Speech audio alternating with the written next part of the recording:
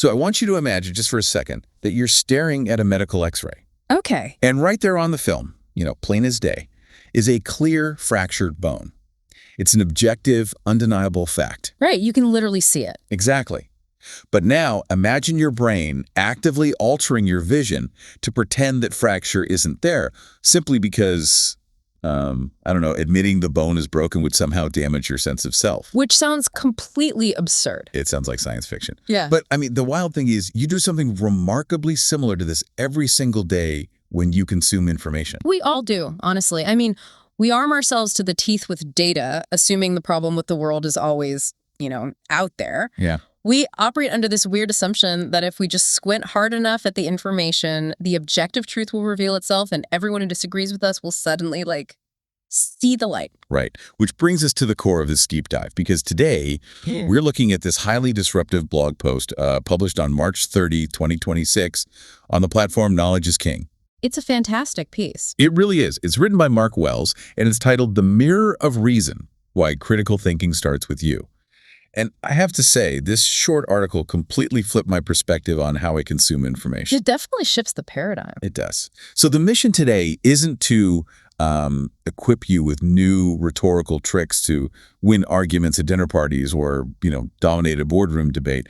We're actually going to fundamentally realign what critical thinking actually is. And to do that, we have to unlearn the default definition we've all been taught, because in a world of complex data, we often blame misinformation for our confusion. Constantly. But this source argues the real problem is actually much closer to home. The author establishes this immediately through what I think is a brilliant central metaphor. The microscope versus the mirror. Yeah, actually. He points out that most people treat critical thinking like a high-powered microscope. You use it to scrutinize the world outside yourself. You put someone else's argument on the glass slide. You twist the little knobs to increase the magnification, and you hunt for these microscopic flaws in their logic. Like an outward-facing weapon. Exactly. But the article argues that true critical thinking isn't a lens you look through. It must be a mirror you look into. Okay, let's unpack this, because that's a huge shift. It is. At its core, the author is saying critical thinking is the disciplined practice of looking beyond your immediate feelings, your deep-seated prejudices, and your subconscious biases before you ever even look at the data. Which makes sense, because it's like complaining that the world outside looks foggy and trying to, clean the landscape, when really you just have smudges on your own glasses. That is a perfect analogy. Yeah. Yes, because we like to think of ourselves as impartial judges reviewing evidence in a vacuum. Right. But the author makes a really foundational point here.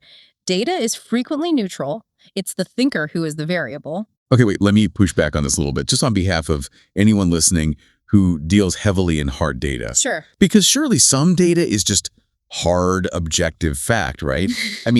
A company's quarterly earnings are what they are. A localized temperature reading is what it is. It can't all just be subjective, invisible filters. Well, it's a fair pushback. And the author isn't claiming that objective facts don't exist or that, gravity is just an opinion. Right. What he's arguing is that when it comes to complex analysis, the primary obstacle to clear thought isn't a lack of accurate information. It's the presence of an unexamined ego. An unexamined ego. Wow. Yeah. Because even when you're staring at hard facts, your ego dictates which facts to highlight, which facts to minimize, and how to interpret the causality behind them. So even if the numbers are neutral, your interpretation isn't. You might see that quarterly earnings are down. That is a fact. But your unexamined ego might immediately blame a department you personally dislike, rather than looking at, broader market trends. I see. So the ego acts as this invisible director, basically shining a spotlight on the data that serves it and throwing a shadow over the data that threatens it. Precisely. But if the unexamined ego is constantly hijacking our logic to protect itself, why is our biology setting us up to fail this way? Why is self-reflection so hard for us? Well, this requires moving out of philosophy and into evolutionary biology and psychology. Right. The author touches on this fundamental reality of human neurology, which is that our brains are wired for efficiency, not accuracy. Efficiency over accuracy. Exactly. Reevaluating your entire worldview every time you encounter new information is calorically expensive. It's psychologically exhausting. So the brain just takes a shortcut. Right. It rewards you with a massive hit of dopamine when you quickly confirm what you already know. The feel-good trap. Yes. The article highlights this, and it's so true. It just feels incredibly good to be right. And it feels even better to find evidence that proves, like, your enemies are wrong. Oh, absolutely. But wait, shouldn't I feel good about that? I mean, if a fact proves someone I disagree with is wrong, doesn't a gut feeling sometimes mean my intuition is just spotting the truth? What's fascinating here is how the author completely dismantles that romanticized view of the gut feeling. Really? Because we rely on that so much. We do, but he demands what he calls intellectual bravery from the reader. This means having the courage to admit that what you're calling a gut feeling is almost always just a biased feeling. Oh, wow. Yeah.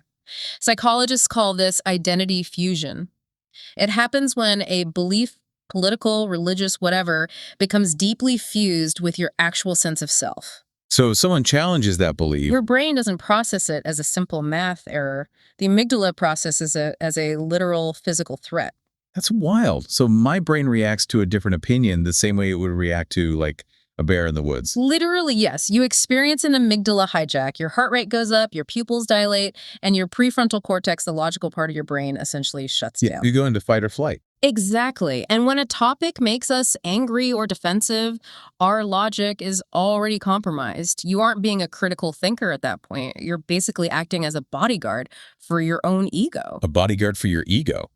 Man, that's a huge distinction. Truth seeker versus bodyguard. Right.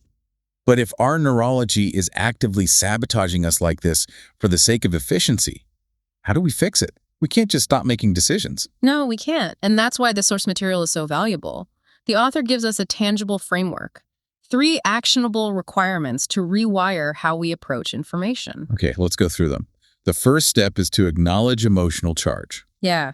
Think of this as the triage stage. Before you even begin to analyze a piece of data or a news article, you have to run a diagnostic on your own physical and emotional state. Like checking your pulse, basically. Pretty much. Yeah. Are you feeling defensive? Are you feeling a smug sense of superiority? Is your chest tight? If yes, your logic is compromised. So you just have to wait. Exactly. You have to wait until the amygdala hijack passes before you can engage with the material. Which sets up step 2 perfectly.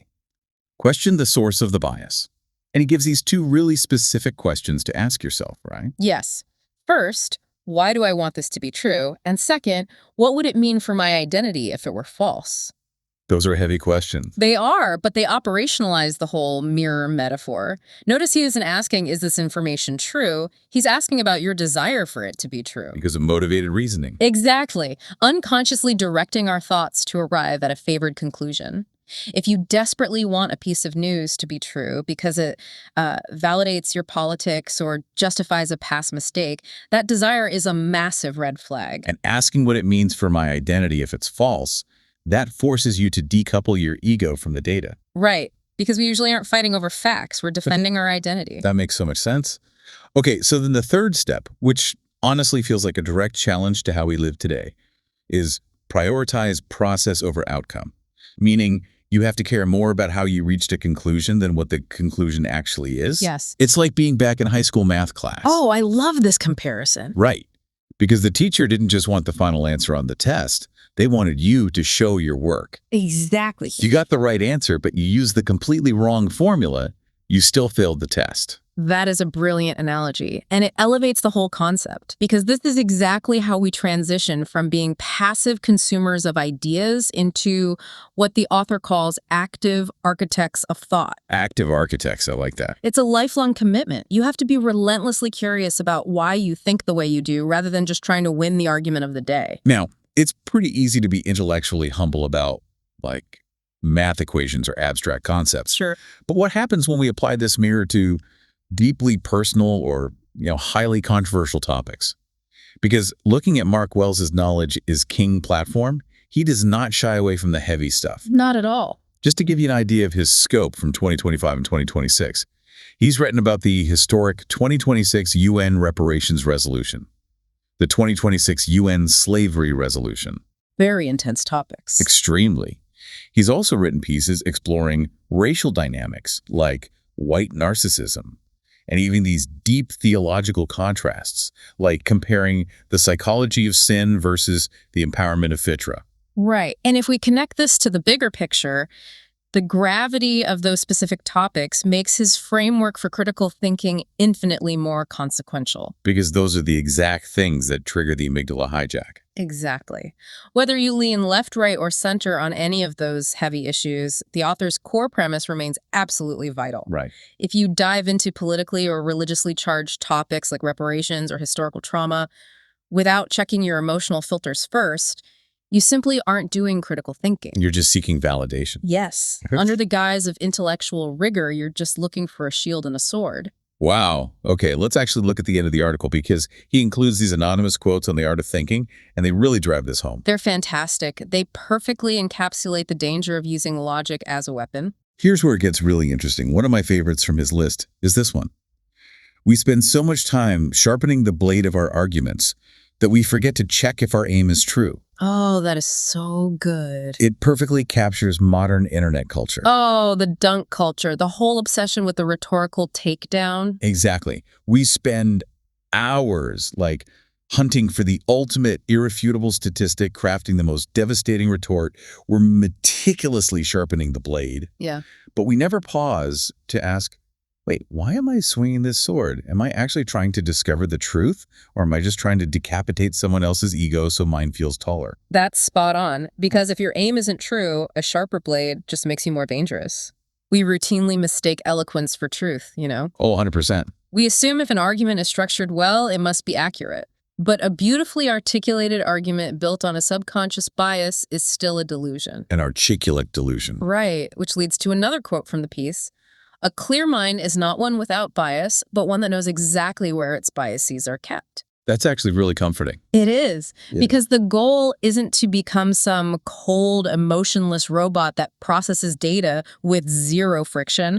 That's impossible. We're human beings. We have baggage. We have backgrounds, traumas, cultural heritages. You cannot erase your biases completely. But a self-aware mind knows where they are. It's like knowing exactly where the hazardous materials are stored in your house. Yeah, you don't pretend they aren't there. You just make sure they don't leak into the drinking water. Exactly. So to kind of bring all of this together for you listening, the overarching takeaway from this deep dive is that critical thinking isn't something you do to the outside world. It's a discipline you embody internally. It's banking beyond your own prejudices. Right. So the next time you're prepping for a big meeting or you're catching up on the morning news and something makes your blood boil, your first step shouldn't be to interrogate the article. No. It should be to interrogate your own mood and your own desires while reading it. Because if you don't conquer the thinker, you will never truly understand the subject. Exactly. Now, before we wrap up today, we want to leave you with a final thought to mull over on your own. Yeah, the author notes that the most difficult subject to analyze is always the person in the mirror. So ask yourself this.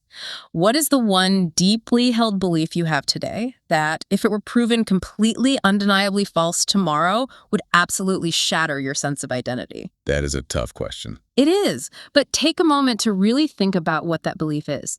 Because wherever that belief lives, that is exactly where your biggest blind spot is hiding. Such a vital thought to end on. Remember, you can't clean the landscape outside until you wipe the smudges off your own glasses, put down the microscope, and pick up the mirror.